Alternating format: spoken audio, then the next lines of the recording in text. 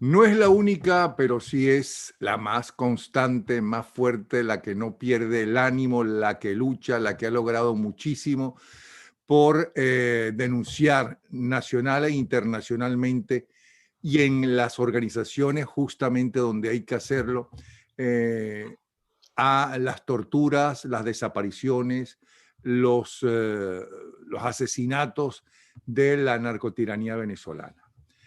Es un camino difícil, es un camino muy lento, ¿no? Sobre todo en el exterior, con las organizaciones internacionales, pero aquí la tienen. Ella no pierde el ánimo, ella está peleando, ella es Tamara Sujú, abogado, directora ejecutiva del Instituto CASLA. Qué chévere que estés con nosotros, Tamara. Gracias, Napoleón. Encantada de estar contigo de nuevo. Y qué maravilla que tengamos una noticia que mucho tiene que ver contigo y tu pelea en la Corte Penal Internacional, ¿okay? Junto con otros venezolanos, es verdad. Antes de hablar de eso, quiero preguntarte, de pequeña, ¿qué querías ser? Esa es una buena pregunta. No lo creerías cuando te conteste que quería ser arqueóloga. ¿Y por qué no lo voy a creer? ¿Y qué te atraía de la arqueología? Y en Venezuela concretamente. No, es que precisamente me atraía mucho, me atrae mucho la historia, ¿no? Y me atrae mucho ir hacia atrás en el tiempo y descubrir quiénes éramos, eh, civilizaciones antiguas, ¿no? Es decir, me gustaba mucho ese tema, ¿no? Y bueno, lamentablemente en Venezuela, después que me gradué de bachiller, como tú sabes, no hay arqueología, no se imparte la arqueología, ¿no? Entonces, pensando que más podía hacer, o sea, que más me gustaba, pues escogí el derecho, que claro, es ciencia y humanidades, ¿no? Totalmente opuestas, pero yo estudié en un colegio de ciencias, yo me gradué de bachiller en ciencias y bueno, decidí ir por el derecho y bueno, aquí estoy, ¿no?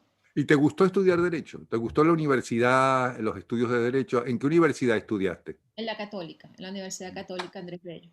Me gustó estudiar la carrera y al principio cuando la comencé a ejercer no me gustó el ejercicio.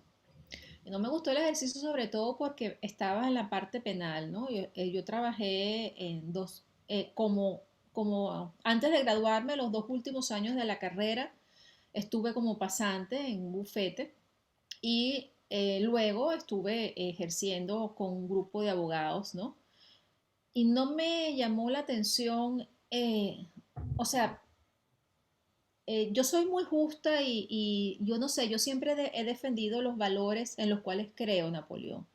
Entonces me tocaba ir a ver casos sobre narcotráfico, porque cuando tú ejerces el penal, pues el penal es eso, ¿no? O sea, hay cosas injustas, como personas que son perseguidas o personas, pero que es más en el campo mío de derechos humanos, pero hay cosas como narcotraficantes, delincuentes, criminales, etcétera, ¿no? Entonces, cuando yo regresaba de los tribunales o de las cárceles de visitar a los clientes, yo decía, Dios mío, ¿qué hago yo aquí defendiendo a un narco? Por mí que se pudra en la cárcel, ¿sabes? O que yo hago aquí defendiendo a una persona que ha atacado a otra persona o que la ha herido, ¿no? Entonces, yo creo que yo me congracié con mi carrera cuando descubrí el mundo de los derechos humanos, ¿no? Es Ya decir, vamos hacia eso, ya vamos hacia ¿ah? eso. En tu carrera como abogado, el tiempo que estuviste ejerciendo, ¿descubriste la corrupción en el Poder Judicial venezolano? Sí, desde, desde el secretario hasta el juez. Es decir, había tarifas para que tú sacaras documentos o tú pudieras pedir copias o tú pudieras activar o que, por ejemplo, tenías un expediente extraviado y te lo consiguieran. Es decir, siempre en los tribunales tú has visto o uno está acostumbrado a que desde el más pequeño hasta el más alto tuvieran algún tipo de tarifas en ese sentido, ¿no? Y eso es arreglable en una transición y un gobierno democrático, porque sin justicia no hay democracia, vamos a estar claros. Y sin justicia hay entonces mucho más corrupción en todo lo que tiene que ver la empresa privada, el comercio y demás, porque no hay justicia, hay que comprar a los jueces o los jueces, etcétera. Es Y, que ¿sabes y qué pasa, Napoleón? es arreglable, se puede arreglar. Mira, Por eso muy, es lo que... ajá, aunque el ministro sea de justicia, sea una persona honorabilísima y enemigo de la corrupción y esa cosa, eso se puede arreglar. Mira, yo soy de las que piensa que Venezuela va a transitar por un largo periodo de reinstitucionalización y sobre todo del rescate de los valores, porque yo pienso que este régimen ha corrompido tanto las bases de las instituciones Que y ya con venían corrompidas, que que ya ya venían estaban corrompidas. corrompidas. Ujú. Pero en especial en este momento el tema de la justicia, ¿no? Eh, es una justicia totalmente manipulada y usada como herramienta para la represión y persecución, donde tú dices, bueno, fiscales, jueces, es decir, por eso es que la, la, la justicia internacional para mí es la vía para empezar a poner orden en el sistema judicial venezolano. Porque pase lo que pase, Napoleón, ponle tú que mañana logremos que Nicolás Maduro salga del poder. Hay una estructura totalmente consolidada en este momento en los poderes públicos venezolanos. Y para tú limpiar esa estructura y para tú reinstitucionalizar el sistema judicial y para tú tener jueces probos, jueces que no se vendan, fiscales y todo lo que está dentro de un tribunal, tú necesitas tiempo. Está bien que uno diga que es fácil cuando tú dices a partir de hoy el que viole la constitución y la ley va preso. Esa es una forma de empezar, ¿no? Pero durante 20 años ese sistema judicial se ha corrompido. Y para, como tú dices, para volver a devolver la moralidad del sistema judicial va a pasar tiempo. Y por eso es que yo digo que yo prefiero que los criminales del régimen sean juzgados en la justicia universal y no en tribunales venezolanos recién estrenados en democracia. Después de haber visto lo que has visto, de las torturas, de haber estudiado lo de las torturas, de haber escuchado a los familiares y algunos presos que han podido salir, de cómo los torturaban, después de haber estudiado cómo asesinaron a militares y civiles, jóvenes y adultos, ¿crees que es necesaria la pena de muerte? No, yo no retrocedo en los derechos humanos. Es decir, la abolición de la pena de muerte es un logro en los convenios internacionales de protección de los derechos humanos. Yo lo que sí haría o sí pondría es unas penas máximas, ¿no? Penas máximas eh, en el sentido de 30 años para un torturador, ejecutor de crímenes de lesa humanidad como los que han ocurrido en Venezuela son pocos. Y por eso te diría que en el alto mando, en aquellos que han tenido la responsabilidad de estos crímenes, porque son responsables de estos crímenes, ellos deben ser juzgados en la justicia internacional, donde la pena es el tiempo es indefinido, ¿sabes? Es decir, para Puede mí ser cadena perpetua, por ejemplo. es cadena perpetua, exacto, correcto. Porque habría que transformar el sistema judicial venezolano para poner penas máximas de más de 30 años, ¿no?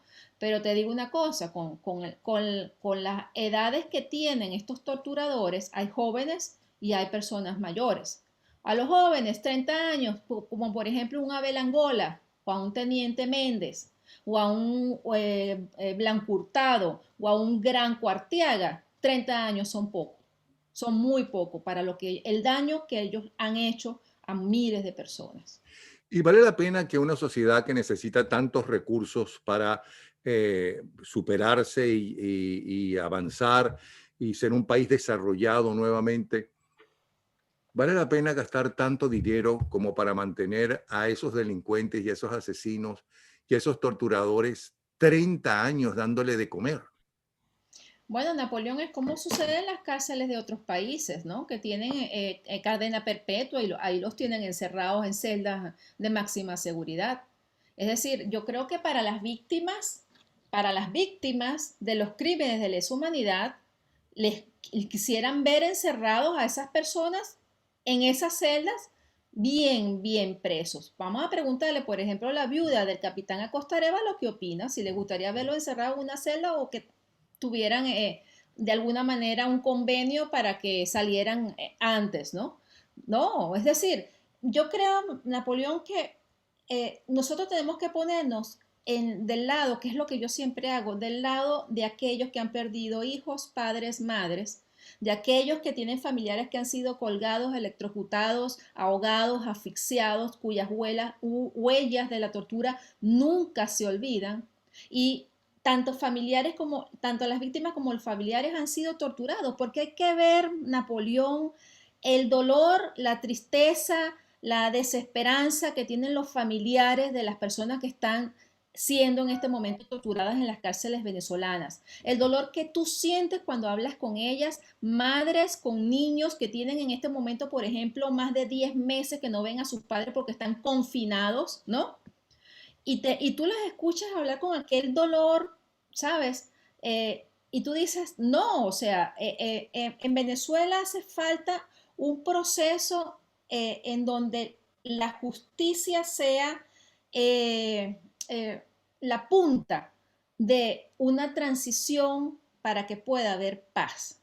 Y si no hay paz, con tanto dolor que hay en Venezuela, Napoleón, no va a haber nunca una democracia sólida. No la va a haber, porque en Venezuela no solamente son las víctimas de la represión sistemática por motivos políticos lo que sufren, están las víctimas por falta de medicina, de personas que han muerto, de familiares que han perdido a miles de venezolanos porque no tuvieron o no fueron atendidos porque no había insumos médicos. Hay cientos de miles de personas que han muerto por desnutrición o por falta de comida. Hay cientos de niños que han sido abandonados en las calles de Venezuela porque sus padres se han ido y han emigrado para buscar cómo hacer para sobrevivir. O sea, hay el dolor que tiene Venezuela en este momento por no solamente la represión sistemática por motivos políticos, sino por la grave crisis humanitaria compleja que hay en Venezuela, tiene que ser o tiene sus ejecutores, sus inductores y los que han producido eso tienen que ser llevados a la justicia. Yo creo que Venezuela necesita un proceso muy distinto, por ejemplo, en el caso de otros países que hayan sufrido crímenes de lesa humanidad por guerras civiles, en el caso, por ejemplo, de Colombia, con la FARC, etcétera, donde esos procesos de paz te dicen más adelante que no funcionan porque las víctimas siempre exigen justicia. Es decir, tienes, por ejemplo, El Salvador, tienes, por ejemplo, el caso de Colombia, que está sufriendo tanto porque precisamente pues hay grupos que se rebelaron con ese proceso de paz y siguen cometiendo crímenes, ¿no? Entonces, en Venezuela tenemos que tomar esos ejemplos y tenemos que realmente pensar en que estos criminales, Napoleón, que sin otro bando de guerra, porque es que la oposición venezolana no tiene armas y nunca ha salido a la calle a enfrentarse como en otros países donde han habido procesos de paz. Es decir, el venezolano ha sido sometido a la represión sistemática sin armas, sin haber una guerra civil porque no hay dos bandos. El único que tiene armas es este lado, el lado del gobierno, que oprime, que reprime, que asesina, que detiene, que tortura, que viola a los venezolanos. Entonces, es un proceso muy distinto de transición donde tú no puedes tener a victimarios mandando en ese proceso de transición. Sí. Ahora, las anteriores eran preguntas para saber lo que tú pensabas. Yo creo que la más justa y la peor de las condenas para gente que no es recuperable es la cadena perpetua, Correcto. sabiendo que no hay posibilidades de que salga, sino que el resto de su vida van a estar allí y que además tengan que trabajar, como se hacía en la época de Juan Vicente Gómez, ¿no? Para mantenerse, para que esa comida que se le va a dar a esa gente, a esos asesinos, pues ellos mismos lo trabajen para que coman, ¿no? Creo que esa es la peor, porque una pena de muerte van a estar angustiados o sufriendo tal vez 1 año, 2 años, porque pueden a lo mejor retrasarlo, eso, pero después que mueren ya se acabó todo aquello. En cambio, una pena de cadena perpetua para alguien que no es recuperable, y tú me perdonas si no piensas como yo, pero tú eres la que sabes de eso y la que ha estado cerca de toda esa gentuza, eh, ¿cómo se llama? Yo creo que esa gente, esos torturadores en especial, esos no son recuperables. Ellos, la mayor, buena Eso. parte de ellos gozan, disfrutan, ¿no? Dándole dolor a la gente. Bueno, eso era aparte de lo que quería conversar contigo. Pero Yo otra podría, cosa. Napoleón, Mm, perdona que te interrumpa, mm, yo podría utilizar, por ejemplo, algún tipo de convenio internacional con Estados Unidos o con gobiernos que tengan cárceles de máxima seguridad para ver cómo se hace para que se extraditen, ¿no? Y cumplan penas en cárceles de máxima seguridad en otros países que están preparados para recibir este tipo de delincuentes, por ejemplo, los narcotraficantes, ¿no? Los que están dedicados al narco. Eso, o sea, yo no sé, o sea, yo pensaría en métodos por el cual mantener, como tú dices, a personas que están implicadas en crímenes como estos, y hacer convenios con países que pudieran recibir este tipo de criminales de máxima seguridad y tenerlos en ese tipo de cárceles. Yo, por ejemplo, en el caso de la Corte Penal Internacional, con que estoy segura que va a haber una investigación y que va a juzgar, como dijo en su informe publicado el día de antier, hace 2 días, donde dice que los más altos responsables son los que están siendo examinados, ¿verdad? Me encantaría que estuvieran en la cárcel de La Haya, por ejemplo. Ellos tienen, la Corte Penal Internacional tiene cárceles. Me encantaría que estuvieran en esas cárceles vestiditos de naranja. una cosa, ¿cuál fue el golpe definitivo que tú recibiste cuando estabas estudiando abogacía como para dedicarte a lo que estás haciendo y lo que es parte de la razón de tu vida y parte sumamente importante de esta lucha?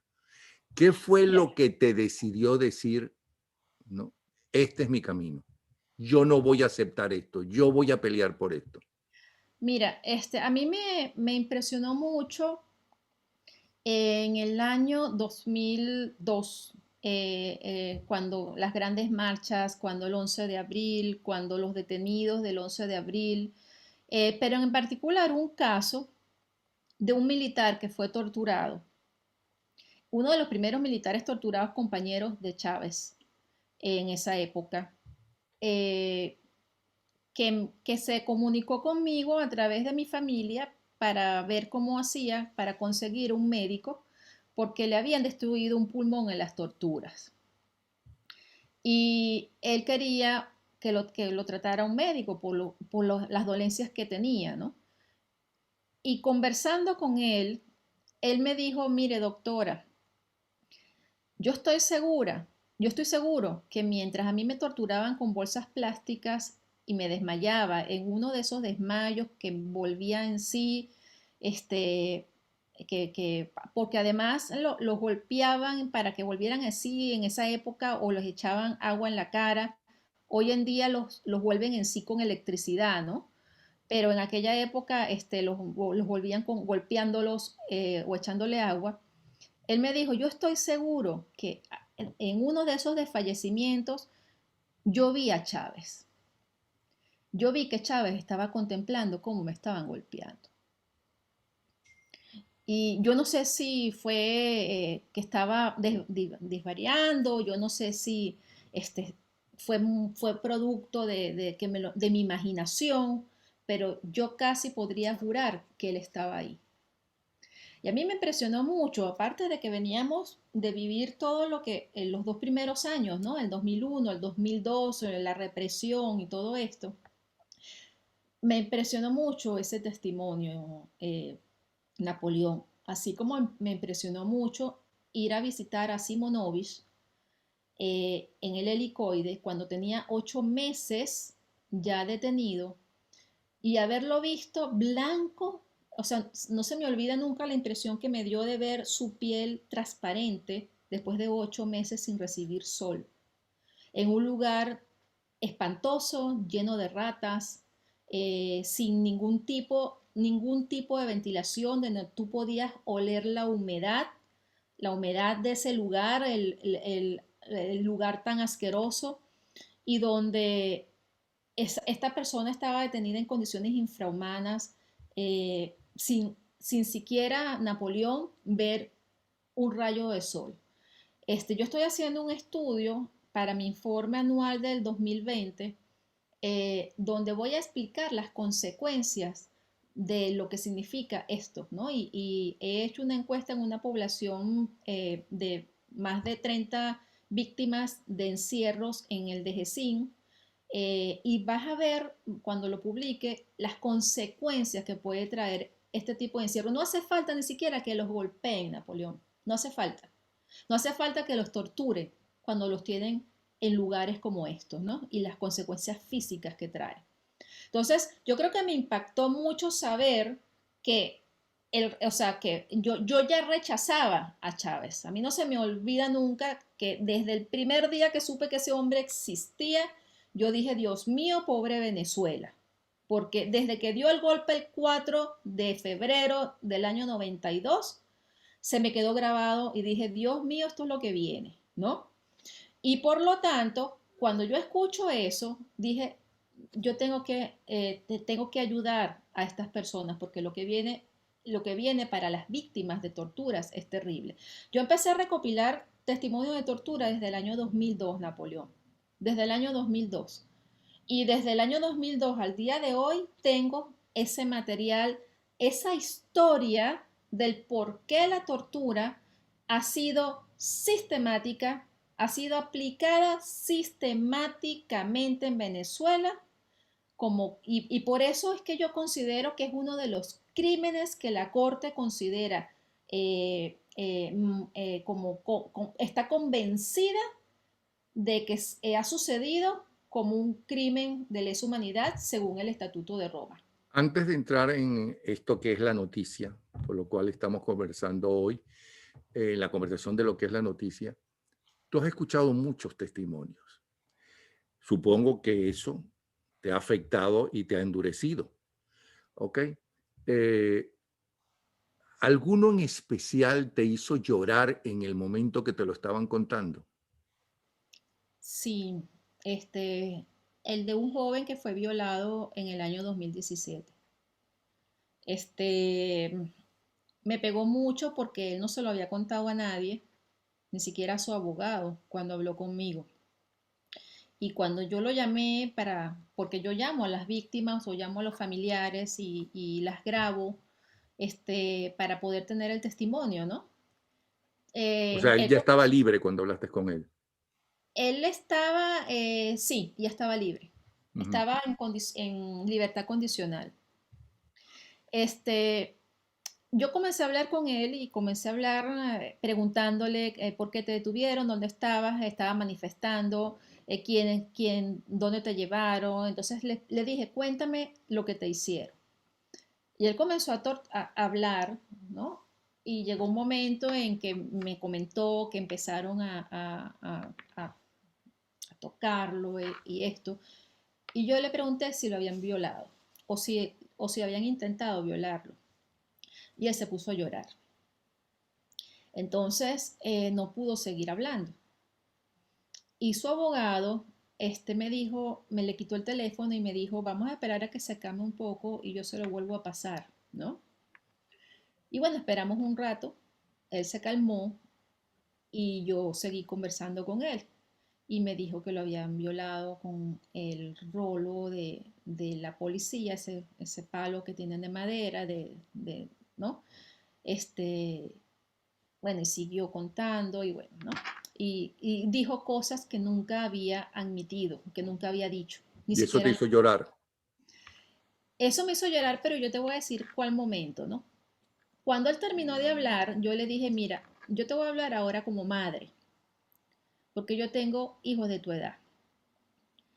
Y yo quiero que tú sepas que yo voy a hacer todo lo que esté a mi alcance para que tú tengas justicia. Porque lo que a ti te hicieron, lo que a ti te hicieron no tiene perdón. Entonces, bueno, terminamos de conversar. Le dije que contaba conmigo, que me viera como una amiga, como una madre, además de como la abogada que lleva su caso. Y trancamos. Y me pasé llorando toda la noche, Napoleón. Porque yo a veces cuando asistes a jóvenes venezolanos que están sufriendo lo que no tendrían que estar sufriendo, Napoleón, porque ellos no han tenido la culpa de lo que está pasando en el país, porque hay muchos que tienen la edad del chavismo, es decir, hay muchos que los que tenían 5 o 6 años cuando llegó Chávez, o los que tenían 10, o los que nacieron cuando Chávez, que son los que tú ves que salen a la calle valientemente y se enfrentan, ¿sabes? Y han estado en las manifestaciones y han perdido la vida. Es decir, Venezuela no le dio la oportunidad de conocer, ellos no han tenido la oportunidad de conocer otra Venezuela que no sea esa. Tú dices, eh, la culpa es nuestra, ¿vale? La culpa es de la generación que tuvo la posibilidad de cambiar las cosas en Venezuela y no las cambió y le estamos dejando una Venezuela como la que están viviendo, ¿no? Y entonces me pasé la noche pensando en eso, ¿no? Y me pasé la noche pensando en cuántos hijos nuestros no dejaron su vida en la calle y cuántos hijos nuestros no tendrán traumas el resto de su vida por lo que han vivido con las torturas y las detenciones. Eso me pasó en ese caso y luego me pasó con un señor de 67 años que también fue violado en una cárcel. Yo tengo el testimonio de más edad que yo tengo denunciado en la Corte Penal Internacional, es un señor de esa edad que fue violado. ¿Sueles tener pesadillas? No, no, yo no tengo pesadillas, gracias a Dios. Yo lo que no, lo que me pasa muchas veces es que no duermo el tiempo suficiente. Es decir, yo me puedo acostar a las 2 de la mañana y a las 6 de la mañana estoy levantada, o me puedo acostar a las 3 de la mañana y a las 6 de la mañana estoy levantada. Yo no duermo como duerme un ser humano normal, 6, 7 horas. No puedo dormir. Ahora vayamos a la noticia. ¿Qué significa el informe de la Fiscalía de la Corte Penal Internacional sobre Venezuela? ¿Y qué va a pasar ahora? ¿Cómo sigue el proceso? Porque esas organizaciones internacionales, cuando no sirven para nada, ¿okay? Eh, y cuando no sirven para nada son una, y las que algo hacen es muy lento para tomar las decisiones porque tienen que investigar y necesitan detalles para todo, tanto de un lado como de otro. ¿No? Porque los asesinos tienen que defenderse y algunos no son tan asesinos o no lo son y lo demuestran, qué sé yo. Entonces, ¿qué significa esto que esta hace pocos días atrás ya es un hecho? Mira, Napoleón, lo importante de todo esto es que avanzamos. Ella había anunciado, la fiscalía había anunciado en octubre, lo recuerdas, que avanzábamos a la fase 3 e incluso lo anunció en la foto con Tarek William Saad al lado de la fiscal, porque ese fue el recibimiento, es decir, el régimen creía que estaba haciendo una gran cosa sacándose una foto con la fiscal y la fiscal le dijo, mira, tú puedes venir porque tú representas al Estado y las organizaciones universales como la Corte Penal reconocen Estado y no gobiernos, pero yo te estoy diciendo que el examen preliminar 1 en contra del régimen de Nicolás Maduro sube a fase 3. Es decir, ¿qué representa para los venezolanos, Napoleón? A pesar de que, como tú dices, la gente puede decir que esto ha sido un proceso lento, que el examen preliminar no ha sido lo pronto que todos queremos, pero es que la crisis venezolana, el dolor de los venezolanos, el desespero de los venezolanos, Napoleón, no es el mismo tiempo de un organismo, del máximo organismo tribunal penal, no es el mismo tiempo de la Organización de Estados Americanos y sus consejos permanentes, no es el mismo tiempo de la Oficina del Alto Comisionado de Derechos Humanos y de Naciones Unidas, y no es el mismo tiempo ni del Grupo de Lima ni de nadie. Es decir, la emergencia venezolana, la desgracia que está sucediendo en Venezuela no son tiempos de diplomáticos ni de nada. Y lamentablemente, pues aquí entra el tema de la Corte, ¿no? Porque es el máximo organismo penal internacional. Entonces, ellos tienen, como lo hemos hablado muchas veces, no hay lapsos procesales para un examen preliminar. Y yo te puedo decir, Napoleón, a pesar de lo que digan muchos venezolanos, que en el caso de Venezuela, con toda la información, con todos los informes, con todo lo que sucede, con todo lo que se ha enviado, el examen preliminar ha sido, está en sus tiempos, ha estado en sus tiempos, ¿no? Fíjate lo que la fiscalía anuncia. La fiscalía anuncia que en base a la información disponible se enfoca en un conjunto de crímenes en el contexto de la detención que permitían cumplir con los requisitos para determinar que había competencia material para pasar a la fase 3. Es decir, no nos olvidemos que el examen preliminar se abre el 8 de febrero de 2018. El examen preliminar se abrió antes de que 6 estados parte del estatuto denunciaran a Venezuela, porque los 6 estados parte del estatuto denunciaron a Venezuela en agosto del 2018. Es decir, es la fiscalía la que abre el examen preliminar de oficio y lo abre basado en información que ONGs habíamos mandado, que parlamentarios habían mandado, que personalidades habían mandado, o sea, por el artículo 15 del estatuto, ¿no? Que es cuando la sociedad civil documenta ante la Corte. Luego, 6 estados partes denunciaron a través del artículo 14. Pero ¿por qué abre la Corte Penal Internacional el examen preliminar? Lo abrió específicamente por asesinatos en manifestaciones, por detenciones arbitrarias, por tortura y por violación o cualquier otro crimen de índole sexual, ¿no? Lo abrió por esos crímenes.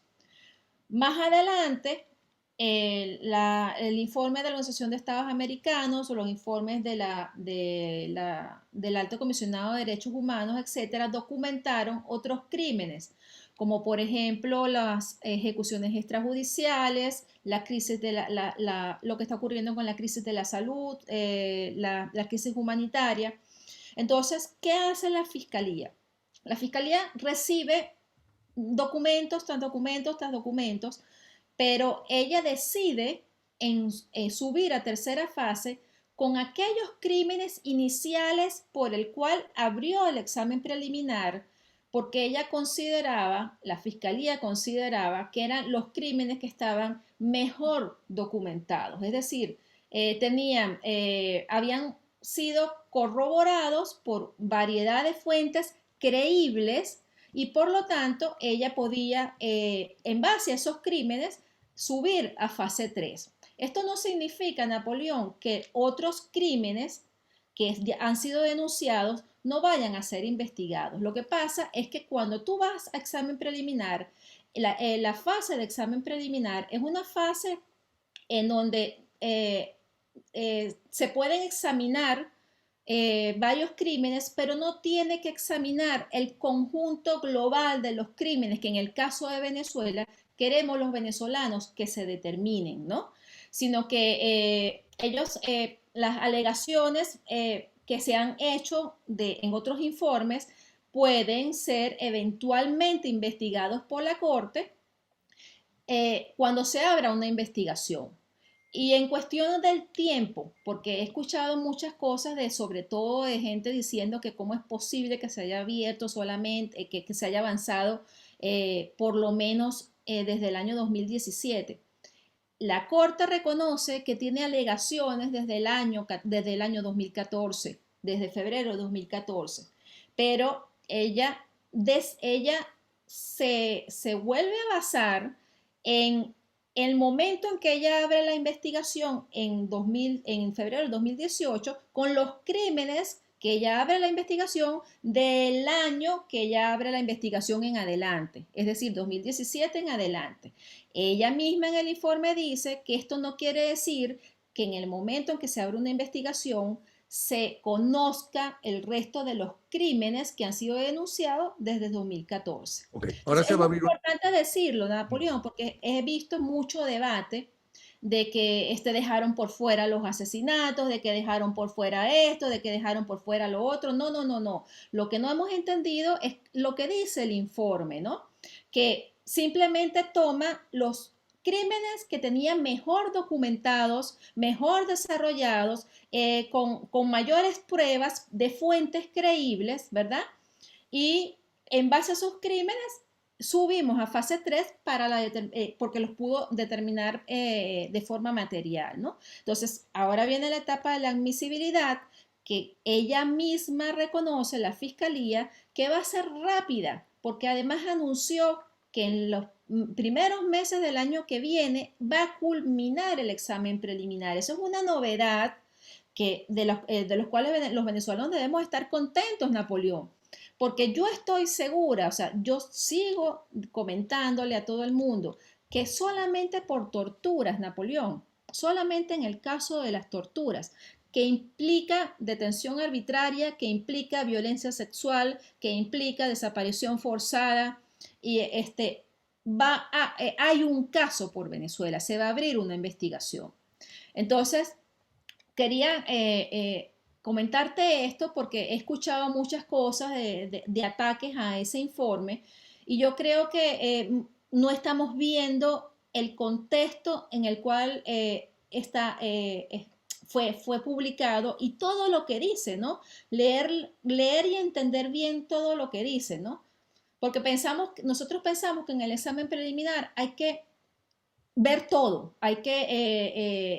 había que estudiar todos los crímenes. Si hubiera sido así, Napoleón, no hubiéramos subido a fase 3 por lo menos en no sé cuántos años. Si la Corte hubiera contemplado el monto total de los crímenes que nosotros queremos que ellos estudien, ¿no? Eso más o Ahora, menos lo que quería ellos van a comentar. estudiar esto. Ujú. Sería, creo que, una de las pocas veces que un elemento, un criminal en ejercicio en el poder, ¿no?, está siendo enjuiciado y, sobre todo, puede resultar culpable. ¿Cuánto tiempo más o menos va a necesitar la Corte Penal Internacional para llegar a una conclusión, por lo menos con respecto a Maduro y su banda? Bueno, a partir de ahora, como te dije, estamos en la etapa de admisibilidad donde la Corte pide al Estado venezolano sobre los crímenes que están siendo estudio de la Corte, qué se ha hecho, qué se ha investigado, si ha habido investigaciones creíbles, serias, imparciales sobre quiénes fueron los ejecutores, si ha habido investigaciones y si ha habido juicios contra esos ejecutores. Como eso no ha sucedido, Napoleón, porque los torturadores están libres, como te darás cuenta, ¿no?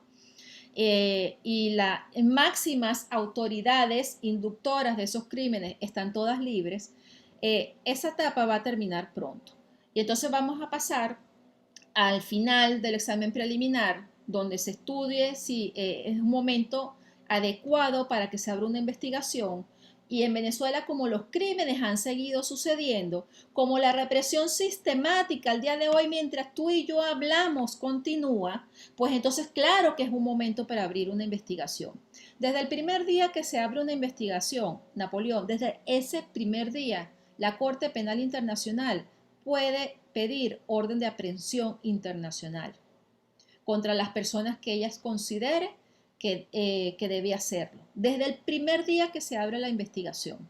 Y si ese primer día Maduro sigue en el poder, a Maduro le pueden dictar orden de aprehensión internacional y a la estructura que ellos crean, ¿Y ¿no? qué es una orden de presión internacional mientras él esté en Bueno, Venezuela? si no podrá moverse como se mueve libremente, No podrá ir o salir de Venezuela, sino tendrá que ir en aviones directo a Rusia, a Irán, a Turquía.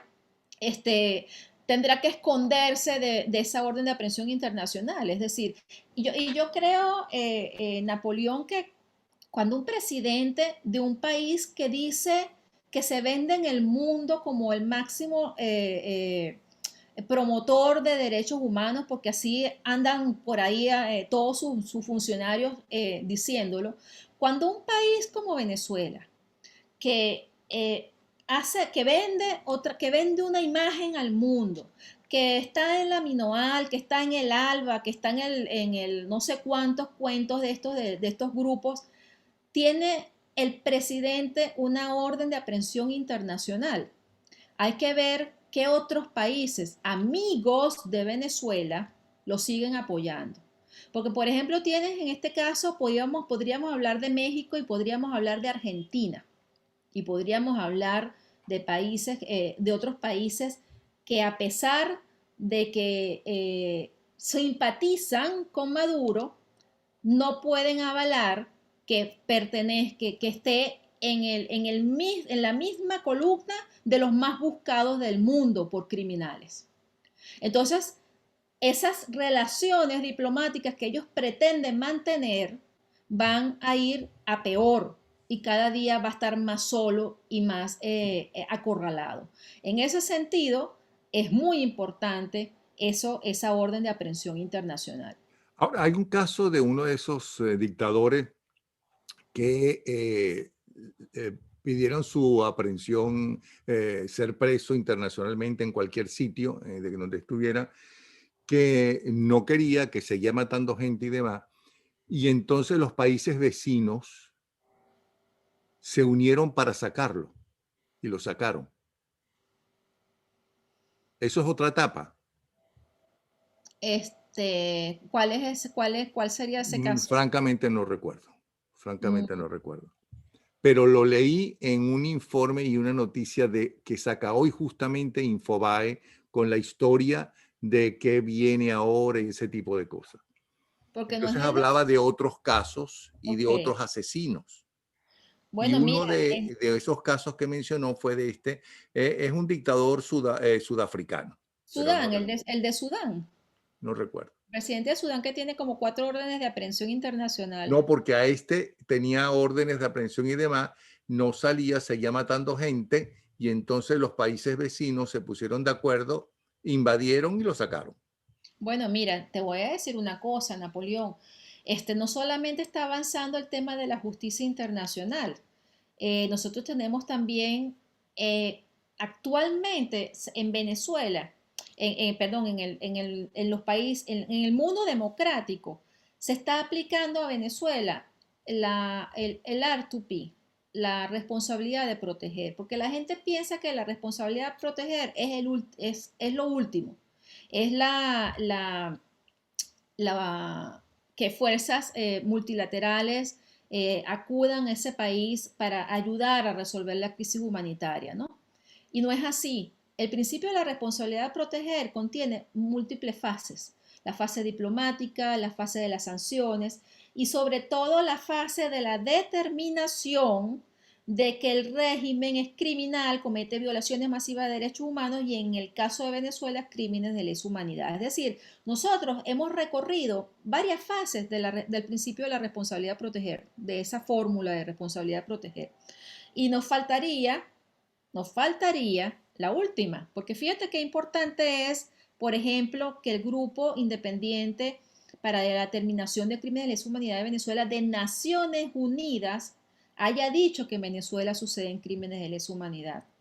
Porque ya la Organización de Estados Americanos, la Secretaría General de la mano de Almagro y el grupo que conformó para que hacer ese informe de determinación de crímenes de lesa humanidad lo había dicho. Y gracias a ese informe se habían conseguido 6 países que denunciaran a Venezuela en la Corte. Pero qué importante fue que lo dijera un grupo de Naciones Unidas, es decir, asignado por el organismo universal, ¿no? Que determinó que en Venezuela sucedían crímenes de lesa humanidad. Eso te abre el panorama, no solamente lo sacas de la región, sino que lo abres al resto de los países del mundo. Entonces, hemos pasado por las distintas fases y yo creo que la presión tiene que ser ahora para forzar a la salida de Maduro, porque ya todas las otras fases han sido cumplidas, Pero se ¿no? estaba forzando la salida de Maduro desde hace mucho tiempo. Sí, sí, lo que ¿Reforzar en pasa qué es que sentido? lo que más sanciones, o sea, yo diría más sanciones individuales y personales, y además acorralarlo al punto de que si él no se quiere ir, Napoleón, si hay una orden de aprehensión internacional muy, muy pronto, o sea, los próximos meses, y él no se quiere ir, oye, yo creo que es el momento de decir, vengan a ayudarnos, ¿sabes? Es decir, no hay excusas, Ajá, porque ya Napoleón. se ha pedido vengan a ayudarnos, pero Ujú. no consideran que en la balanza era el momento de hacerlo porque otros países que pueden ayudar no podían hacerlo en ese momento, no habían convencido a su pueblo de hacerlo. Entonces, ¿tú crees que ya eh, va a, va a suceder que más de un país va a considerar que es absolutamente necesario una intervención para sacar a esta gente? Una intervención que no tiene por qué ser militar, ni mucho menos. Digo una intervención, que sacar a Ujú. esta gente. ¿Ok? ¿Tienes esperanza entonces de que se empiece a resolver el problema venezolano y volvamos a tener bueno, una economía estable y que ayude a los venezolanos a tener futuro? Mira, Napoleón, yo pienso que vienen, no sé, tiempos duros para Venezuela en los primeros meses porque Maduro va a instalar su Asamblea Nacional, ¿no? Y su Asamblea Nacional ilegítima. Y además ha anunciado que le van a hacer juicio a todos los diputados de la Asamblea Nacional Legítima. No sé si te acuerdas de eso, ¿no? Sí, Lo dijeron ellos mismos antes de sí. esta. Ellos mismos dijeron que van a enjuiciar y van a perseguir y van a reprimir a los diputados que quedan en Venezuela, ¿no? Y además de eso, me preocupa mucho que haya gente pensando que no hay salida y que quiera irse y la ONU ha estimado que el éxodo venezolano pudiera llegar pronto a 6 millones y algo, ¿no? También lo dijeron hace poquito. Entonces, yo sí creo, Napoleón, que este año que viene es un año decisivo. Y sí lo creo, sobre todo por el tema de la justicia. Porque el que se le abra una investigación al régimen de Maduro por crímenes de lesa humanidad cambia mucho las cosas. Cambia mucho las cosas en las relaciones diplomáticas de Maduro con el resto del mundo y cambia mucho las cosas en el sentido de decirle a los países de la región que pudieran acompañar a esa fuerza multilateral, bien sea promovida por las Naciones Unidas junto con países de la Organización de Estados Americanos, etcétera, para promover esa ayuda al pueblo venezolano. Yo creo que cambia mucho la percepción cuando tú tienes en la región a un país donde el dictador de ese país tiene una orden de aprehensión internacional. Creo que esa presión la está viviendo el régimen en este momento, Napoleón. La está viviendo muy de cerca porque se dan cuenta que antes se burlaban del tema de la Corte Penal y hoy en día es en serio. Eso va en serio.